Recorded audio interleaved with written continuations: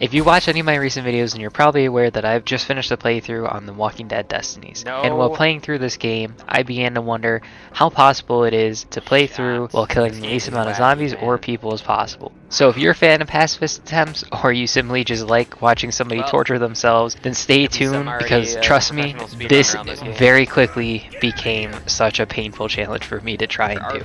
Before we begin this challenge, I am going to go over a few ground rules for how I want this to work. So for number one, I can't directly kill a zombie or person. This means I can't stab them, shoot them, whatever. As long as I'm not directly killing them, it counts. If I must kill them, I must first try to stab them. Stabbing seems to be the most humane way because bashing their head open bashes their head open.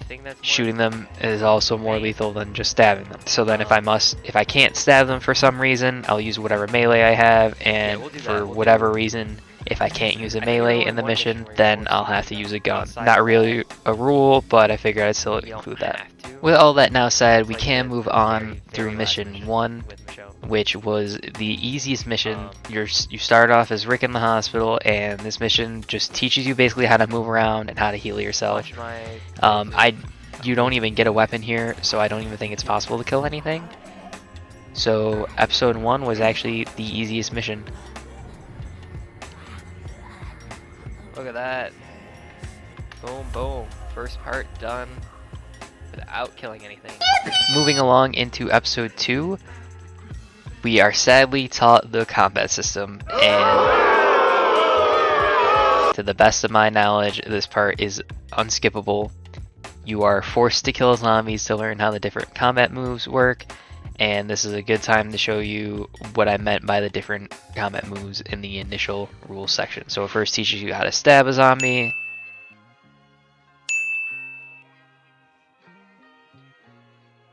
then how to do a light attack,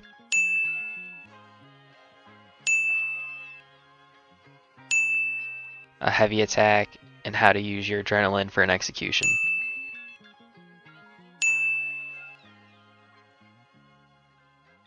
Now sadly, all of this was unskippable, so we racked up a ton of kills for this part, only 2 missions in. Then episode 2 ends with you having to clear out the area around a police car. So for this part, there does become a point where it just says get to the police car and you no longer have to kill zombies. Up until that point, however, you do have to kill a minimum of 7 zombies. I know this because I did it twice. I played through it the first time, I killed 7 zombies exactly, then played through it a second time, and would you know it, killed exactly 7 zombies again. And it was a different set of zombies. I tried playing around with the crawlers versus the walkers. Either way, it still involved killing 7.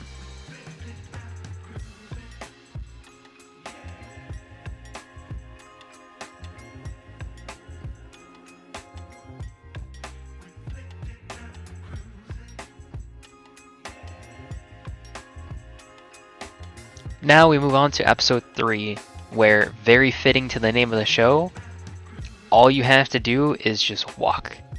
You spend the first part of the mission walking as Rick,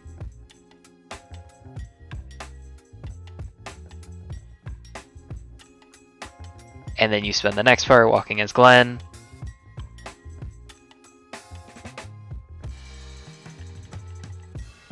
I also do want to make note that this episode does teach you about skill points, and since we are doing a pacifist run, there's only about like 20-25% of the skills that actually matter to us in the end.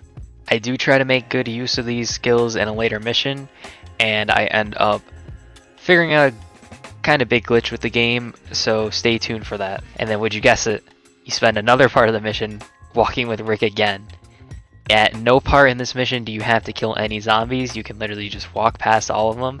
As long as you don't die, you're fine. Now to wrap up episode 3, we do have our first choice of the game. If you watch my main playthrough, you know that we tried to keep it as close to the Walking Dead show as we possibly could. So at this choice, we chose to handcuff Merle to the roof. To test out a few things that I wanted to do, we are going to go the other route, so I am going to let that play out now, just in case anybody was curious on how different it is. We're gonna go the other route, because I want to see how differently it's gonna play out. So we're gonna...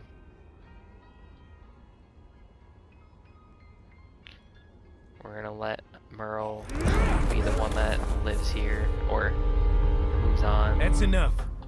From both of you. I'll let it play out Get just up for the off people of that haven't seen it because Who the hell are you, man? I didn't show this one Officer on my friendly. main playthrough. You kidding me, man? Look here.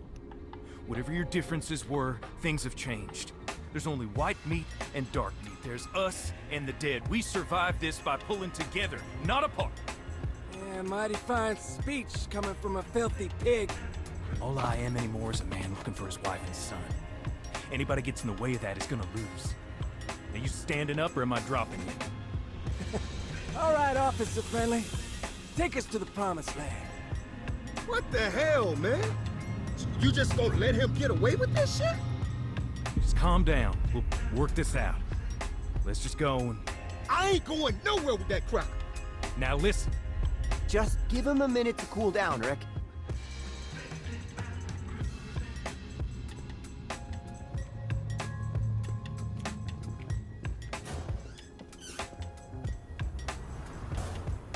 Better catch up with those fools. What the fuck, man? Oh, looks like Officer Friendly needs to keep better track of his equipment. What do you think's gonna happen when you show up without me? It's a dangerous world out there, Mr. Yo. People go missing all the time. A few days, no one's even gonna remember your name. Look, they'll know it was you. They're not gonna believe whatever bullshit story you come up with. Officer Friendly seems to be of the mind to give people the benefit of the doubt. So I guess we'll see, won't we? Well, I will. You sure ain't going anywhere. Hey, stop! If I get loose, you better pray. You hear me? You redneck piece of shit! You hear me? Now moving on to episode 4, we finally get to play the game as Shane. And in this mission, I initially thought that the first zombie at the bridge we would have to kill. That son of a bitch has drawn every walker for miles with that racket. And I was wrong. Then the rest of this mission is just gathering food from these berry bushes for the group. I tried to do this part as stealthily as I could. I actually made it through the large majority of this part without getting detected, but then it came to a point where from the best that I could see, there was no physical way to not be detected. Still, this mission was another easy one, but now it was time for quite possibly one of the worst experiences of my life trying to do a challenge on a game. I am not kidding when I say this mission took me hours. It took so long. I spent so much time trying to figure out the best way to do it, and I will bring you through my process as we kind of get to the end result here. So to start, episode 5 can be broken up into 3 parts. The first part involves Rick arriving at the camp. You have to lead Lori to the RV and lead Carl to the RV. This part is very simple. You don't have to kill anything. If by some off chance Lori or Carl gets grabbed by a zombie, you just roll into them and they get broken free. And then you get to part 2. For part 2 of the mission, you have to defend the RV for 1 minute and 15 seconds. A health bar appears at the top of the screen, and it seems pretty simple, right?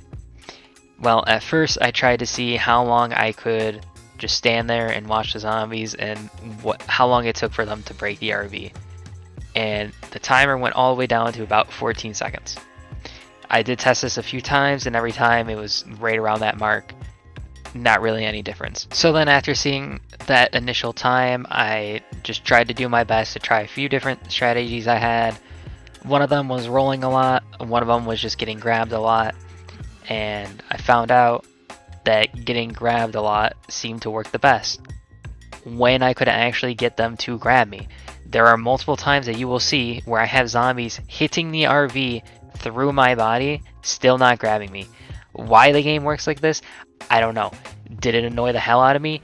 Every single goddamn time. But still, with only this half a strategy, I only got the time down from 14 seconds to between the range of like 5 seconds to 8 seconds. So I still had 5 to 8 seconds left to get off the clock. So then I spent a little bit more time and explored the area around me to see if I could use anything or find anything helpful to complete the mission. One of the things that I found was that there were skill points scattered throughout the area. So I thought of the great idea of finding all the skill points, getting them, and using them to upgrade different abilities that would help me, such as there's decreased damage that you take or decreased stamina use. However, I found out that there was a bit of a glitch with this, and if you upgrade your ability, you keep the upgrade after you restart the checkpoint, and the skill points still spawn on the ground. So in an effort to be as honest as possible, I decided to not go for any more skill points that I find and just not upgrade anything for the rest of this mission. Let me go! Let me go! Almost got it, almost. Oh, you pricks! They're gonna break it. Let me go! Oh my god, we had it there. I just needed to not die. Another thing in my environment that I found was that there was a medkit.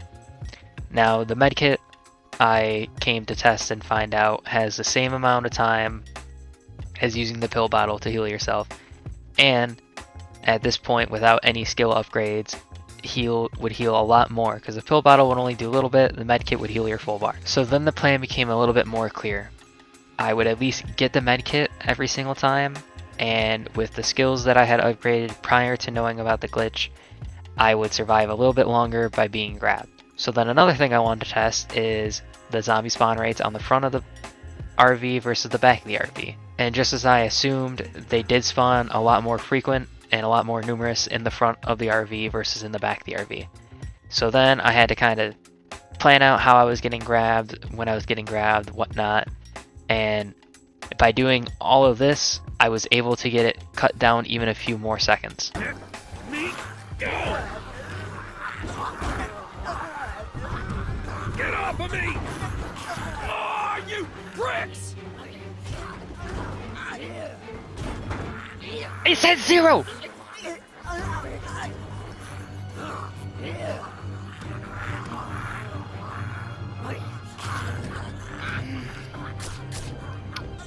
So, it looks... Hold on, I want to see if I keep my medkit, even though I used it there. I wonder if it's going to give me it back. Because I think I might be able to get away. Okay, I did. Another thing that I've played around with is starting over the whole mission versus starting at just that checkpoint. Because what I found out is that when you start over the whole mission, wherever you end off on after you get Carl to the RV is where you spawn in. I also found out that if you start at just the checkpoint, the zombies that spawn at the front of the RV spawn right at the front of the RV. They spawn at the same position regardless of whichever option you go with, but when you start the whole mission over, you can be a lot closer to them and stop them from getting an initial 1 or 2 hits off. Now, if I went the route of starting the whole mission over, I found that only sometimes it would cut off at most a second. So I ended up just going with with using the checkpoint. If you guys want to see me try this again, I can try it again, but for now, that's the way we went. Now, after all of this, I gave it countless attempts, and every single time, it just seemed like the game didn't want me to win.